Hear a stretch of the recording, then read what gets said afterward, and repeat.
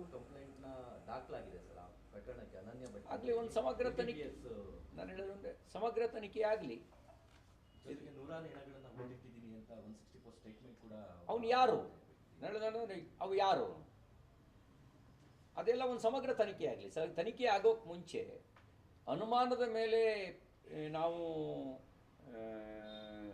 ಯಾರನ್ನೋ ಗಲ್ಲಿಗೇರ್ಸಕ್ಕೆ ಬರಲ್ವಲ್ಲ. ಸಮಗ್ರ ತನಿಖೆ ಆಗಬೇಕಲ್ಲ. ಸತ್ಯಾಸತ್ಯತೆ ಹೊರಗೆ ಬರಬೇಕಲ್ಲ. ಸತ್ಯಾಸತ್ಯತೆ ಹೊರಗೆ ಬರೋಕ್ಕೆ ಮುಂಚೆನೇ ಯಾರನ್ನೋ ಅಪರಾಧಿಯಾಗಿ ನಿಲ್ಸೋಕ್ಕಾಗಲ್ವಲ್ಲ. ಆದರೆ ಕೆಲವು ನ್ಯೂಸ್ ಚಾನಲ್ಗಳು ಅವರೇ ತನಿಖಾ ಏಜೆಂಟ್ರಾಗ್ಬಿಟ್ಟಿದ್ದಾರೆ. ಅವರೇ ಯೂಟ್ಯೂಬ್ ಚಾನಲ್ಗಳು ಅವರೇ ಅಪರಾಧಿ ಎಲ್ಲರೂ ಸೃಷ್ಟಿ ಮಾಡಿಬಿಟ್ಟಿದ್ದಾರೆ. ಇದ್ರ ಹಿಂದ್ಗಡೆ ಏನೋ ಟೂಲ್ ಕಿಟ್ ಇದ್ದಂಗೆ ಕಾಣ್ತಾ ಇದೆ. ಸರ್, ಈಗ SIT ತನಿಖೆ ಕೆಲವರು ಆಗ್ರಹಿಸ್ತಾರೆ.